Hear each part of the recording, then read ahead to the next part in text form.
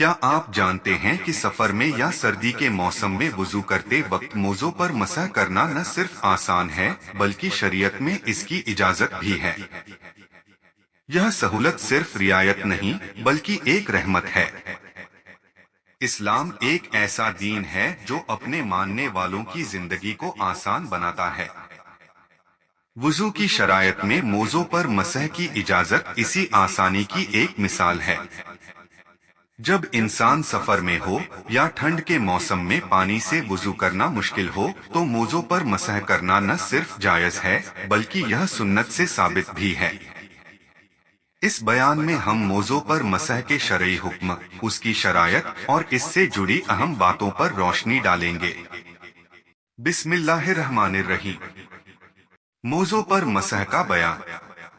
حدیث ایک امام احمد و ابو داؤد نے مغیرہ رضی اللہ تعالی عنہ سے روایت کی، وہ فرماتے ہیں کہ رسول اللہ صلی اللہ تعالی علیہ وسلم نے موزوں پر مسح کیا۔ میں نے عرض کی یا رسول اللہ، حضور بھول گئے؟ فرمایا بلکہ تو بھولا، میرے رب نے اسی کا حکم دیا ہے۔ حدیث دو دارے قطنی نے ابو بکر رضی اللہ تعالی عنہ سے روایت کی، رسول اللہ صلی اللہ تعالی علیہ وسلم نے مسافر کو 3 دن 3 راتیں اور مقیم کو 1 دن 1 رات موزوں پر مسح کرنے کی اجازت دی جبکہ طہارت کے ساتھ پہنے ہوں۔ حدیث 3 ترمذی اور نسائی صفوان ابن اسال رضی اللہ تعالی عنہ سے روایت کرتے ہیں کہ جب ہم مسافر ہوتے تو حضور علیہ السلام حکم فرماتے کہ 3 دن اور 3 راتیں ہم موزے نہ اتاریں مگر جس پر نہانا فرض ہو وہ ضرور اتار دے، لیکن پاخانہ، پیشاب اور سونے کے بعد نہ اتارے۔ حدیث 4 ابو داؤد نے روایت کی کہ حضرت علی رضی اللہ تعالی عنہ فرماتے ہیں کہ دین اگر اپنی رائے سے ہوتا تو موزے کا تلا اوپر کی نسبت کے مسح میں بہتر ہوتا، یعنی بجائے اوپر کے نیچے سے مسح کرتے۔ یہاں اللہ اور اس کے رسول کا حکم یہی ہے۔ حدیث 5 ابو داؤد اور ترمذی روایات کرتے ہیں کہ مغیرہ ابن شعبہ رضی اللہ تعالی عنہ کہتے ہیں کہ میں نے رسول اللہ صلی اللہ تعالی علیہ وسلم کو دیکھا کہ موزوں کی پشت پر مسح فرماتے۔ جو شخص موزہ پہنے ہوئے ہو وہ اگر وضو میں پاؤں دھونے کے بجائے مسح کرے تو جائز ہے، اور پاؤں دھونا بہتر ہے، مگر شرط یہ ہے کہ مسح جائز سمجھے، اور مسح کے جائز ہونے میں بہت حدیثیں ہیں جو تواتر کے قریب ہیں۔ اسی لیے اس میں کی کرخی رحمت اللہ تعالی علیہ فرماتے ہیں کہ جو مسح کو جائز نہ جانے اس کے کافر ہو جانے کا اندیشہ ہے۔ امام شیخ الاسلام فرماتے ہیں کہ جو اسے جائز نہ مانے گمراہ ہے۔ ہمارے امام اعظم رضی اللہ تعالی عنہ سے اہل سنت و جماعت کی علامت پوچھی گئی تو انہوں نے فرمایا کہ تفضیل الشیخین و حب التنین و مسح الخفین۔ ترجمہ یعنی حضرت امیر المومنین ابو بکر صدیق اور امیر المومنین فاروق اعظم رضی اللہ تعالی عنہما کو تمام صحابہ سے بزرگ جاننا اور امیر المومنین عثمان غنی اور امیر المومنین حضرت علی رضی اللہ تعالی عنہما سے محبت رکھنا اور موزوں پر مسح کرنا، ان 3 باتوں کی تخصیص اس لیے فرمائی کہ حضرت کوفے میں تھے اور وہاں رافضیوں کی کثرت تھی تو وہی علامت ارشاد فرمائی جو ان کا رد ہے۔ اس روایت کے یہ معنی نہیں کہ صرف ان 3 باتوں کا پایا جانا سنی ہونے کے لیے کافی ہے۔ علامت شے میں پائی جاتی ہے اور شے لازم علامت نہیں ہوتی، جیسے بخاری شریف کی حدیث میں وہابیوں کی علامت بتائی گئی ہے اور وہ یہ ہے، ان کی علامت سر منڈانا ہے۔ اس کا یہ مطلب نہیں کہ سر منڈانا ہی وہابی ہونے کے لیے کافی ہے۔ اور امام احمد ابن حنبل رحمت اللہ تعالی علیہ فرماتے ہیں کہ میرے دل میں موزے مسح کے جائز ہونے پر کچھ شک نہیں کہ اس میں 40 صحابہ سے مجھ کو حدیثیں پہنچی۔ مسئلہ جس پر نہانا فرض ہے وہ موزوں پر مسح نہیں کر سکتا۔ مسئلہ عورتیں بھی مسح کر سکتی ہیں۔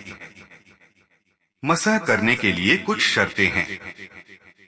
1 मोजे ऐसे हों कि टखने छुप जाएं, इससे ज्यादा होने की जरूरत नहीं, और अगर 2-1 उंगल कम हो जब भी मसह दुरुस्त है, एड़ी खुली हुई न हो।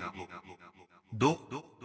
मोजा पाव से चिपटा हो कि उसको पहनकर आसानी के साथ खूब चल फिर सकें। 3. मोजा चमड़े का हो या सिर्फ तला चमड़े का और बाकी किसी और मोटी चीज का, जैसे किरमिच वगैरह। 4. मसला, हिंदुस्तान में आम तौर पर जो सूती या ऊनी मोजे पहने जाते हैं उन पर मसह जायज नहीं, उनको उतारकर पाँव धोना फर्ज है। 4.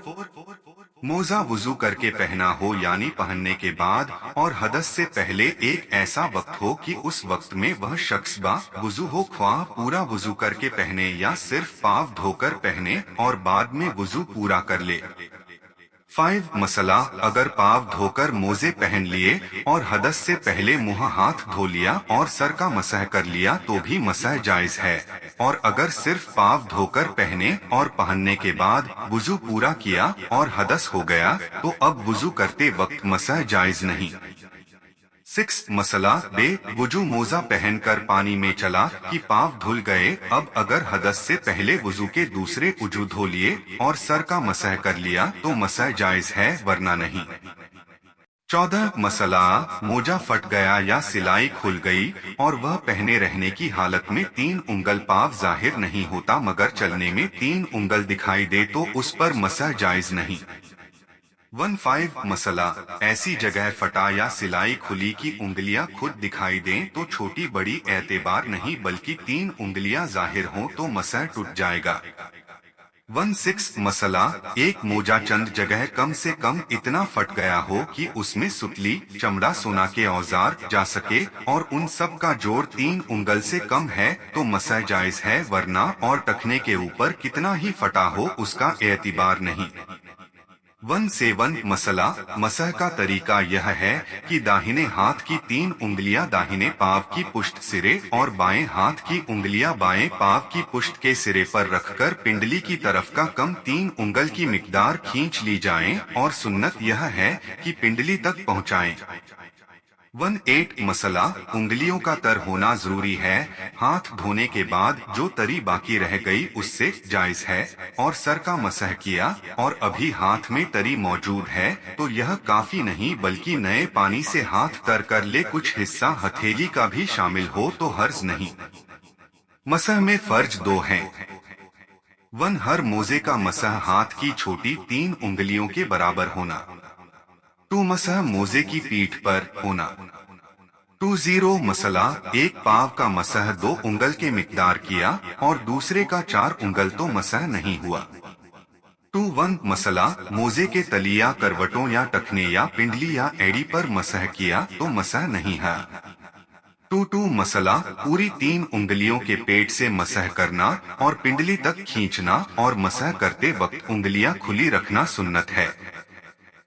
23. मसला, अगर उंगलियों की पीठ से मसह किया या पिंडली की तरफ से उंगलियों की तरह खींचा या मोजे की चौड़ाई का मसह किया या उंगलियां मिली हुई रखी या हथेली से मसह किया तो इन सब सूरतों में मसह तो हो गया लेकिन सुन्नत के खिलाफ हुआ।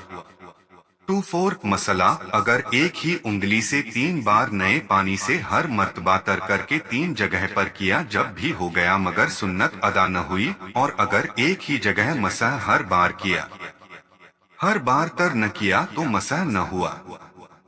मसला, उंगलियों की नोक से मसह किया तो अगर उनमें इतना पानी है कि 3 उंगल तक बराबर टपकता रहा तो मसह हुआ, वरना नहीं। 26. मसला, मोजे की नोक के पास कुछ जगह खाली है कि वहाँ पाँव का कोई हिस्सा नहीं, उस खाली जगह का मसह किया तो मसह न हुआ, और अगर किसी तरह एहतियात के साथ उंगलियां पहुंचा दी और अब मसह किया तो हो गया मगर जब वहाँ से पाँव हटेगा तो फौरन मसह जाता रहेगा। 27. मसला, मसह में न नियत जरूरी है और न 3 बार करना सुन्नत बल्कि 1 बार कर लेना काफी है। 28. मसला, मौजे पर पायताबा पहना और उस पायताबे पर मसह किया तो अगर मौजे तक तरी पहुंच गई मसह हो गया, वरना नहीं। 29 मसला मोजे पहनकर शबन में चला या उस पर पानी गिर गया या मेह की बूंदे गिरी और जिस जगह मसह किया जाता है 3 उंगल के बराबर तर हो गया तो मसह हो गया, हाथ फेरने की भी जरूरत नहीं।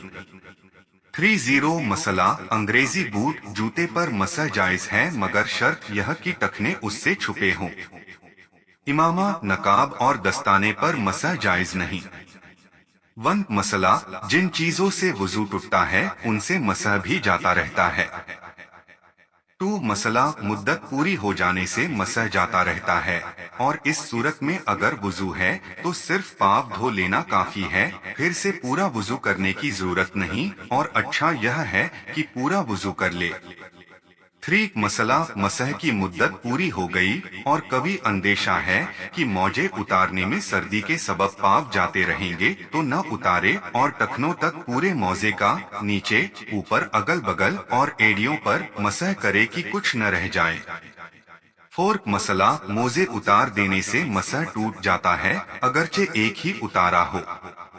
5 मसला ऐसे ही अगर एक पाँव आधे से ज्यादा मोजे से बाहर हो जाए तो मसह जाता रहता है। मोजा उतारने या पाँव का ज्यादा हिस्सा बाहर होने में पाँव का वह हिस्सा मोतबर है जो गट्टा से पंजों तक है और पिंडली का एतबार नहीं, इन दोनों सूरतों में पाँव का धोना फर्ज है। 6 मसला मोजा ढीला है कि चलने से एड़ी निकल जाती है तो मसह नहीं जाता, हाँ अगर उतारने की नियत से बाहर की तो टूट जाता है। 7 मसला मोजे पहनकर पानी में चला कि एक पाँव का आधे से ज्यादा हिस्सा धुल गया या और किसी तरह से मोजे में पानी चला गया और आधे से ज्यादा पाँव धुल गया तो मसह जाता रहा। 8 मसला पायताबों पर इस तरह मसह किया कि मसह की तरी मोजों तक पहुंची तो पायताबों के उतारने से मसह नहीं जाएगा। वुजू के आज़ा पर मसह करने के मसाइल। मसला वुजू के आज़ा अगर फट गए हो या उनमें फोड़ाया और कोई बीमारी हो और उन पर पानी बहाना नुकसान करता हो या सख्त तकलीफ होती हो तो भीगा हाथ फेर लेना काफी है और अगर यह भी नुकसान करता हो तो उस पर कपड़ा डालकर कपड़े पर मसह करे और अगर इससे भी तकलीफ है तो माफ है और अगर उसमें कोई दवा भर ली हो तो उसका निकालना जरूरी नहीं बल्कि उस पर से पानी बहा देना काफी है। मसला किसी फोड़े या जख्म या फस्त की जगह पर पट्टी बांधी हो कि उसको खोलकर पानी बहाने से या उस जगह मसह करने से या खोलने से नुकसान हो या खोलने वाला बांधने वाला न हो तो उस पट्टी पर मसह कर ले और अगर पट्टी खोलकर पानी बहाने में नुकसान न हो तो धोना जरूरी है या खुद उज्व पर मसह कर सकते हो तो पट्टी पर मसह करना जायज नहीं और अगर जख्म के आसपास पानी बहाना नुकसान न करता हो तो धोना जरूरी है नहीं तो उस पर मसह कर लें और पूरी पट्टी पर मसह कर लें तो अच्छा है और अक्सर हिस्से पर जरूरी है और एक बार मसह काफी है, तकरार की जरूरत नहीं और अगर पट्टी पर भी मसह न कर सकते हो तो खाली छोड़ दें। जब इतना आराम हो जाए कि पट्टी पर मसह करना नुकसान न करे तो फौरन मसह कर लें। फिर जब इतना आराम हो जाए कि पट्टी पर से पानी बहाने में नुकसान न हो तो पानी बहाएं। फिर जब इतना आराम हो जाए कि खास उज्व पर मसह कर सकता हो तो फौरन पट्टी खोल कर मसह कर ले। फिर जब इतनी सेहत हो जाए कि उज्व पर पानी बहा सकता हो तो पट्टी खोल कर पानी बहाए।